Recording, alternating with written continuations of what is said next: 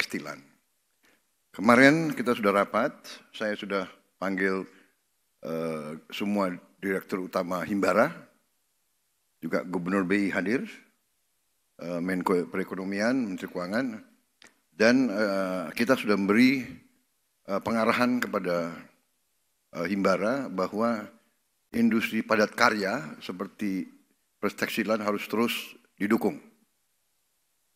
Tapi saya juga ingatkan semua analisa para ekonom secara nyata, realis dan rasional, juga sebagaimana tadi para ekonom kita ya, Saudara Budi ya, Budi Hikmat ya, iya, Asset Management Bahana,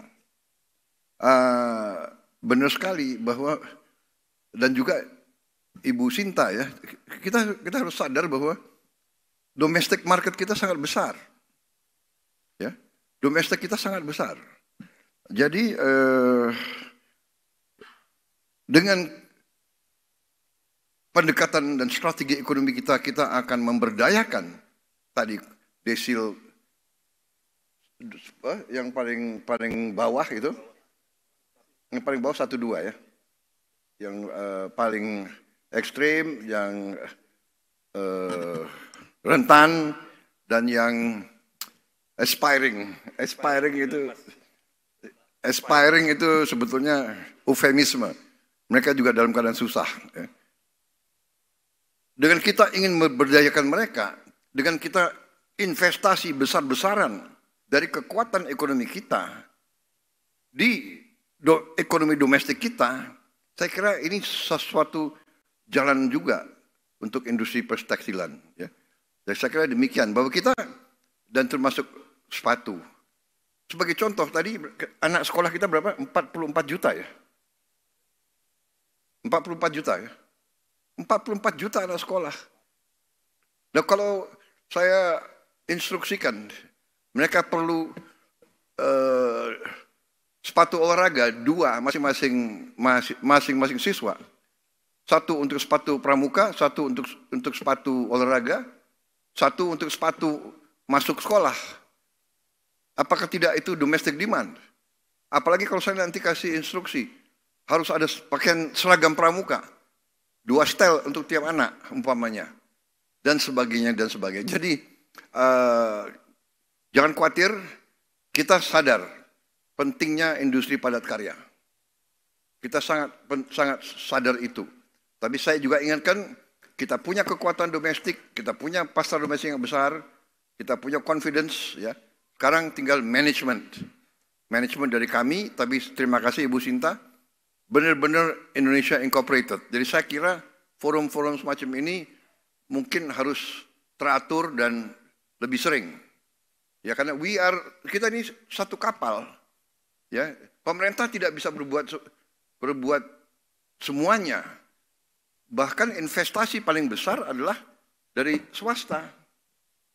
Investasi paling besar ya adalah dari swasta.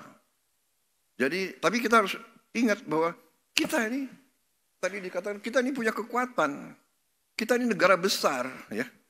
Hanya mungkin kita selalu ada rasa was-was, selalu rasa rendah diri ya kan. Kita kuat, kita punya mineral-mineral strategis kok. Kita ada daya saing, benar nggak? Jadi saudara-saudara, dalam kita negosiasi, kita juga bukan tidak punya kiat-kiat yang cukup meyakinkan, ya. Sebagai contoh, defisit kita 17 miliar dolar. Surplus kita 17 miliar dolar sama Amerika. Benar? Itu yang jadi masalah bagi mereka kan? Saya sangat confident. Saya sudah menugaskan Menko Perekonomian, negosiasi. Kita sudah sampaikan, Pak Luhut juga. Kita bikin Pak Po. Pak Po ada istilah bisnis bisa ya? Hah? Boleh, Presiden ngomong Pak Po boleh ya? Boleh. Saya tawarin mereka, Pak Po, saya bisa 17 miliar, surplus kita 17 miliar kita akan beli dari Amerika. Kita bukan negara miskin. Kita bisa beli 17 miliar dari Amerika. Ya. Apa yang kita butuh dari Amerika? Kita butuh LPG. LPG 8 miliar dolar kita butuh, 9 miliar. Ya. Kita butuh minyak, BBM. Kita bisa impor lagi. 9 miliar lagi. Ya, kita butuh alat-alat teknologi. Rig drilling dari mereka. Kita akan membuka 10.000 sumur lama dengan teknologi baru. Jadi mungkin 3-4 item Pak Pok, ya, Pak Pok, ya, kedelai. Saya kadang terlalu cepat bicara. Keluarnya keledai, enggak, kedelai kita butuh dari mereka, ya, gandum, apalagi, kapas, pesawat terbang, ya kan? Tapi sekarang pesawat terbang dari Tiongkok murah-murah loh, ya. Jadi saudara-saudara, ya we have, yang penting kita nih confident. Saya terima kasih.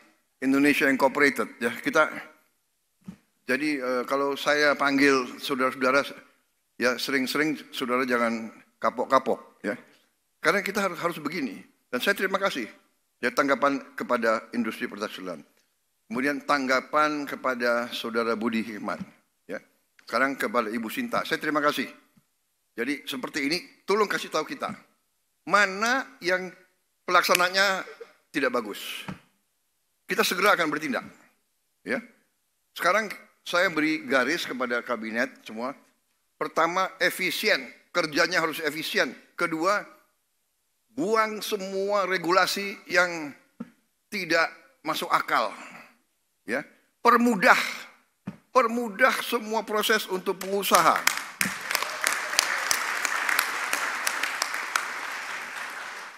Ini bagusnya presidenmu mantan pengusaha juga, gitu loh. Bener loh. Saya tuh 25 tahun kan di luar kekuasaan. Saya pengusaha. Menghadap pejabat ini, gila. Mantan panglima menghadap datang ke Himbara, menghadap Bank Mandiri, bolak-balik. Iya kan? Jadi bener. Kita bersaing sama Vietnam, kita bersaing sama Bangladesh, kita bersaing sama Thailand, kita bersaing sama Malaysia. Kita nggak usah terlalu pinter. Kalau mereka lakukan sesuatu, kalau perlu nyontek. Nggak boleh nyontek di sekolah. Kalau dalam kehidupan nyontek itu boleh. Iya kan? Apa itu kemarin ada satu Taipan ngomong ke saya. Dia punya ilmu, dia bilang copy with pride. Gak apa-apa. Kalau Vietnam berani pasang tarif 0%, kita kenapa? Harus berani juga dong. Ya. Jadi perizinan saya minta ya menteri-menteri ya, jangan ragu-ragu. Saya minta demi rakyat. Kadang-kadang ya, ini birokrat ini saya kasih peringatan ya. Ada aja, ya. Sudah dikeluarkan keputusan presiden, dia bikin lagi peraturan teknis. Pertek apa itu pertek? Ya. Kadang-kadang perteknya tuh lebih galak daripada keputusan presiden. Gak ada lagi pertek. Pokoknya pertek keluarkan oleh kementerian harus seizin Presiden Republik Indonesia. Ya. Mudahkan. Ini saya sebetulnya dalam hati, ya benar tadi siapa yang sampaikan, sebetulnya Pak Purbaya ya.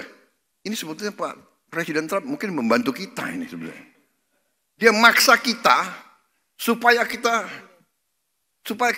ramping, supaya kita efisien, supaya kita tidak manja, ya kan? Jadi saya benar-benar ini kesempatan. Saya minta ya ada Menteri Pertanian, ada Menteri Perdagangan. Nggak usah ada kota apalagi semua. Nggak ada kota. Siapa mau impor daging, silakan. Siapa aja boleh import. Saudara-saudara. Mau impor apa? Silakan, buka aja. Rakyat kita juga pandai kok, ya kan? Jangan bikin kota-kota, habis itu perusahaan A, B, C yang hanya ditunjuk, hanya dia boleh import. Enak aja. Iya kan? Udahlah, kita sudah lama jadi orang Indonesia, udah nggak pakai, jangan pakai praktek-praktek itu lagi gitu, ya. Karantina. Kalau negara kita negosiasi sebenarnya, kalau dia bisa karantina di negara dia sekian bulan, udah aja lah, nggak usah kita lama-lama lagi karantina, buka aja cepat itu semua. Dan ya kita introspeksi diri ya, kita harus introspeksi diri. Institusi kita harus beres. Ya.